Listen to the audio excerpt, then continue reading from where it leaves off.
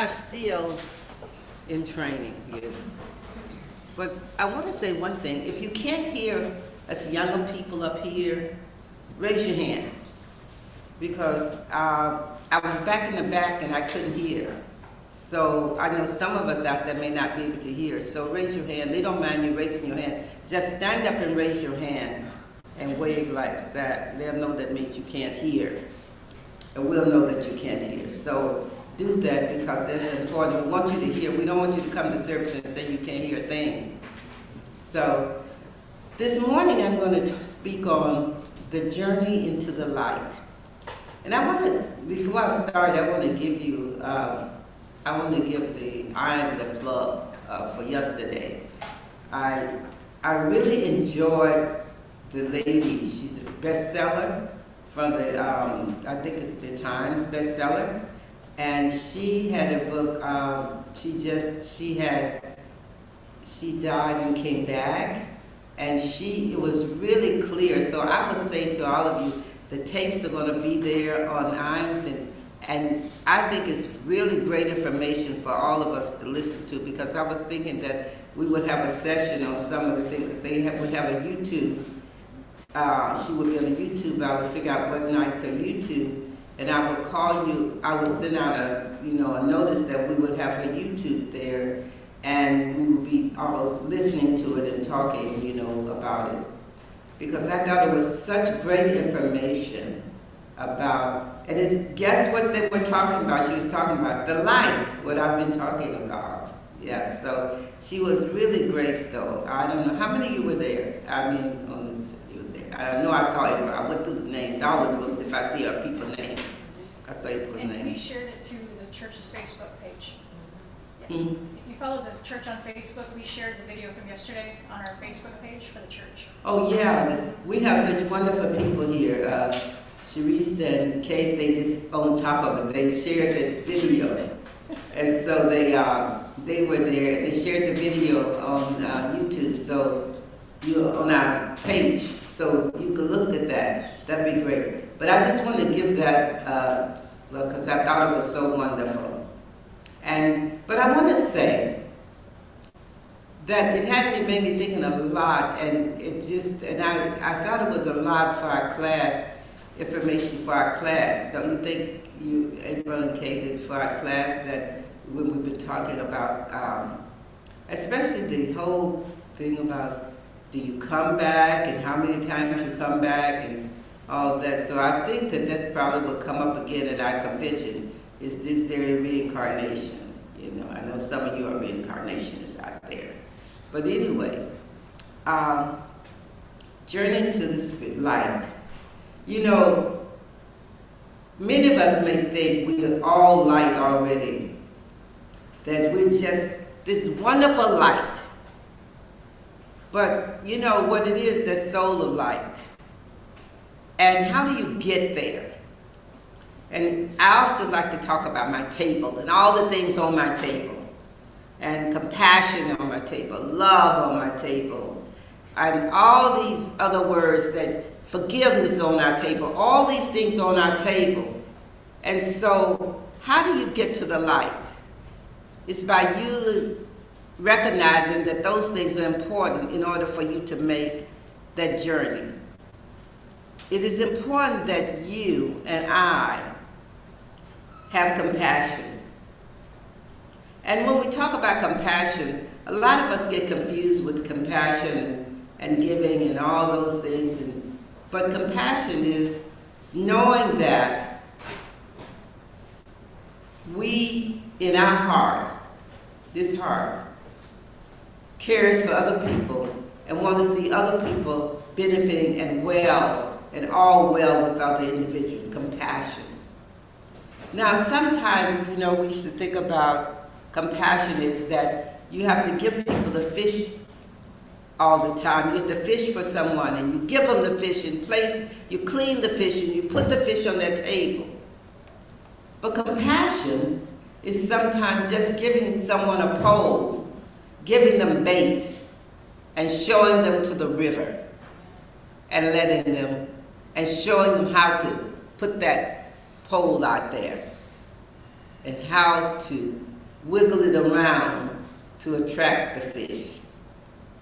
Now, compassion, to bring it all down to daily, compassion may mean that I show someone where a job is, that there might be someone out there asking me for a handout, for food. I may give them food for this moment, but I may give them compassion and say, let me tell you, there are jobs here, and they are hiring right now. Like I was talking to someone, and she was talking about a job, and I said, well, I don't know if you want this job, but I just got a letter from, email from Amazon saying that they were hiring and you can work from home. So compassion is that kind of work, that kind of interaction. It doesn't have to always be given, and sometimes it is given. Sometimes where you see a child and a child does not have clothing or a child does not have food, it's giving to a child because a child cannot get those things for him or herself. So that's a compassion for a child. But compassion, if you have compassion for an adult, it may be that you need to help that adult see the light in terms of where they can go to find a job or do what they need to do. Compassion. Compassion for your fellow man and fellow person out there. Listening to someone. Maybe not always telling them what to do, but listening to them. Compassion. Some of us think sometimes compassion is telling people what to do. Compassion is not telling people what to do all the time. Compassion is just listening to people rant and rave, and then they feel okay, and then they're ready to do what they should be doing. Compassion. Compassion may be a person said, I need a home, but you don't have a home. You know they don't have a home, but you say to them, I know where you can go. They have an apartment or they have homes available. Compassion. Love. Love is that great big word, Now we're on this journey to becoming one with that light within us. We have to know what these things are. We have to know what compassion is. We have to know what love is. Now, what is love? What is love? Giving and wanting something back? No. Love is not giving and expecting something back. Love is just giving and letting the universe bring to you whatever it is that it's supposed to bring to you. Not expected from that individual. That love can come from any individual. That love that from what you've given to one individual may not come from that individual, but may come from many individuals from around the world or somewhere you don't even know. Love is not giving and then expecting to receive back. That is not love.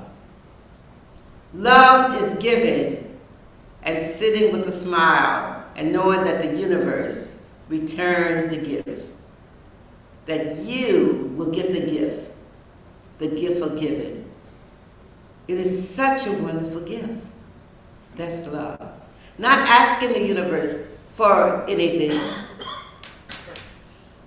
Just loving. Just loving people and loving things. You know, it's just like people like say, I'm going to leave all my money to the cats or the dogs. And you're like, why do you leave your money to the cats and dogs? They can't do anything, you know, why aren't you leaving to people? And they say because, you know, they feel that it's important to keep those species healthy and well and do things for those animals. And that's right. That's right.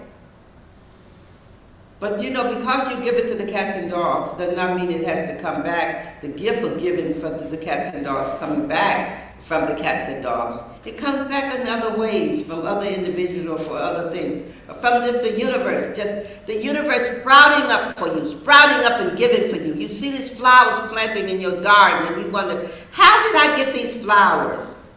How did these flowers come to me? And flowers is a gift of many ways. Somebody giving you love, somebody giving you gifts, somebody giving you a dress, somebody giving you a coat, somebody giving you things that you don't have anything. Just the flowers are just come in many ways, flowers. But you didn't expect them. You just gave out, and you didn't expect flowers to come in. But those flowers came into you. Giving and flowers coming in. Not from whom you expect the flowers to come from. Because many times the flowers do not come from the people we expect them to come from. We can give to those a lot in our midst, and flowers do not never come from them. But do we expect it? No, we should not expect them. Because what's theirs is theirs, and what's ours is ours. We should never expect flowers from people. We should expect that the universe will give to us what it is that we are supposed to have. And that is love. And that is giving and loving. And that universal light, that light shining from your heart, and people see that heart filled with love, and they will come to you and they will speak to you, and they will feel good about you, and you will say, wonder why they came and talked to me. Why did they come and talk to you? Because they felt that love, they sensed that love, they saw the light. They saw sprinkles of light. They just felt the energy. You've heard people say, I just feel the energy that I should come and talk to you. That energy was like a light. So, loving. Now I like to talk about forgiving. Forgiving is really great, and it's really a need to really work on that forgiving in order to get to that light, that inner light. That inner light. That inner light within you. That light that you work with. That light that you hope that all can see. And that when you get ready to make that transition, that light is so bright that it goes right into the main vessel of life. How does it do that? What does it do? How's that light working for you? So forgiving. You know, that's the big one. How many of you find it hard to forgive? You don't have to raise your hand if you don't want to. Just think on your own self. Think in your own heart. And I'll say it again. I want you to go to your own heart. Because I cannot do anything about it if you find it hard to forgive. I just want you to recognize you find it hard to forgive. So I want you to think a moment and go into your own heart. Think about it. Your own mind.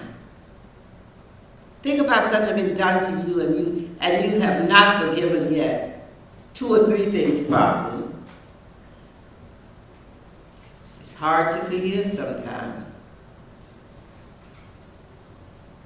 It's a road, a journey that's filled with many rocks. It's a journey filled with pain. And it's a journey filled with doubt that I can do it. Can I do it? I think not. It's hard.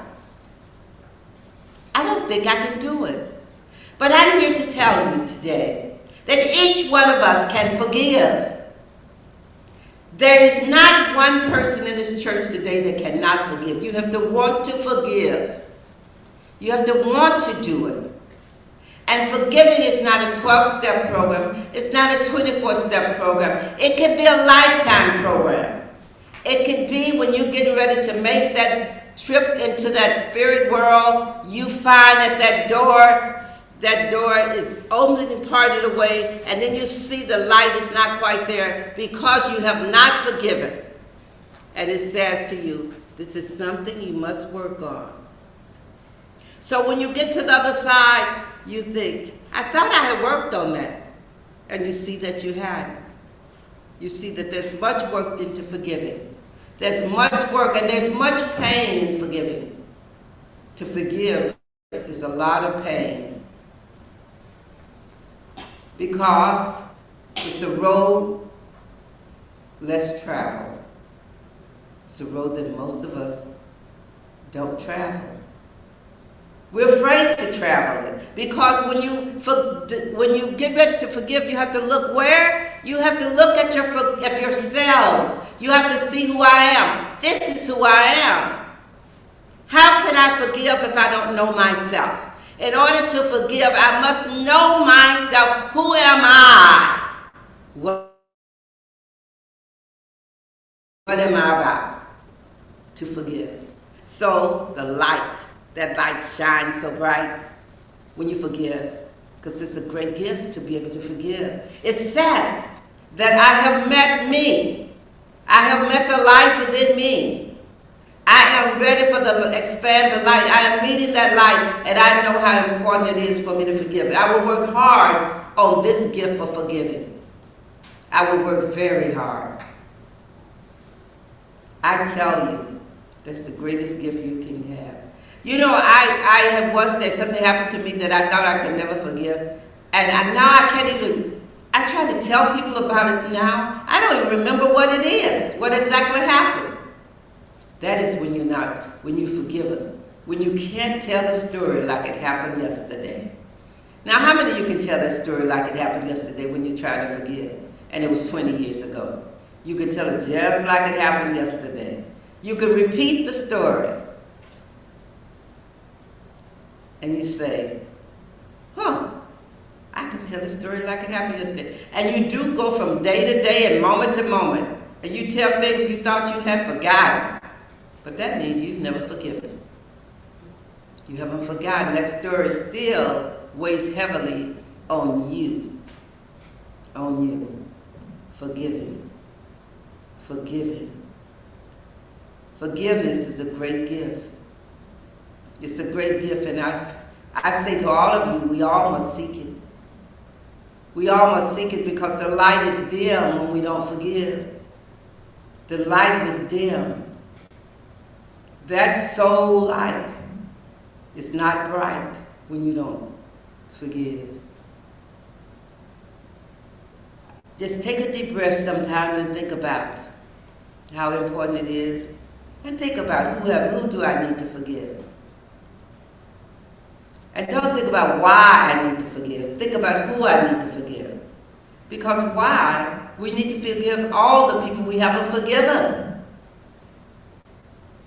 And the blessings will come double-fold. You know, it's just like all the limbs on the trees are just, all of a sudden they get green. And you wonder, how is it that everything is green around me? That's because you have contributed to the earth being more pure when you have forgiven. You have contributed to the purity of the earth. You know, those are the beginning, just the beginning of you meeting the light. But let me tell you how you talk about another instance of meeting the light.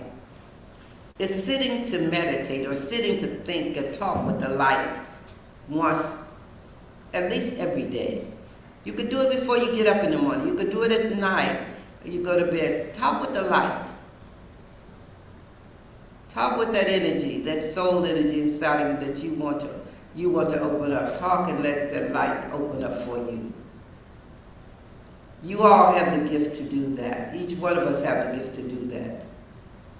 You are the most important people in this universe. Because you're the only people in this universe. Unless there's somebody on another planet. But anyway, so you're important. So it's important that you be able to look and go into that light. So that when you get ready to make that soul change, you're not as desperate and things are not as bad as it would be if you hadn't made it. If you hadn't sat and talked to yourself, or you hadn't worked on yourself. Work hard. Another thing that it is that this work is hard. Getting into this light is hard. Getting into this light is really hard. It means patient. patience. Can you be patient in the midst of adversity? Can you be patient in the midst of adversity? That's what it means. It means patience in the midst of adversity. It means patience when it seems nobody loves you. It means patience when you feel like you're looked over. It means patience when you feel like you're not going to get that job that you think you want. It means patience when you feel that that job you're on is not appreciative of who you are. It means patience in loving someone whom you think don't love you. It means patience.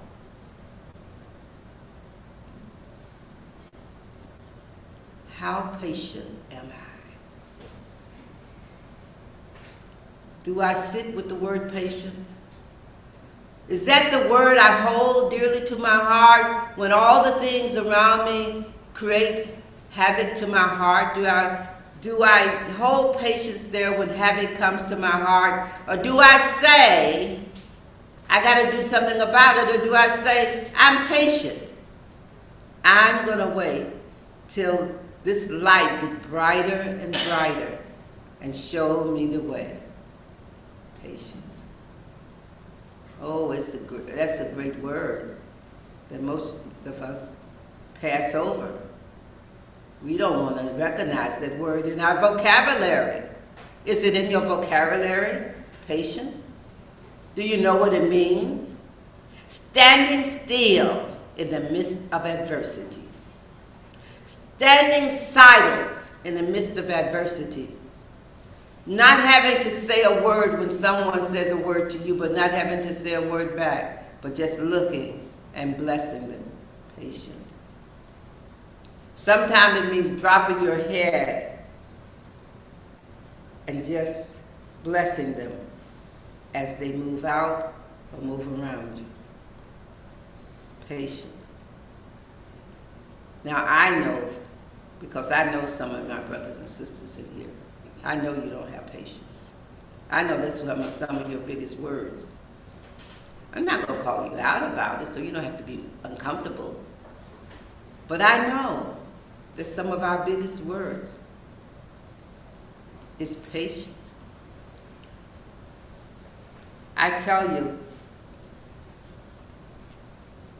as we look up the definition of the word, it should give us pause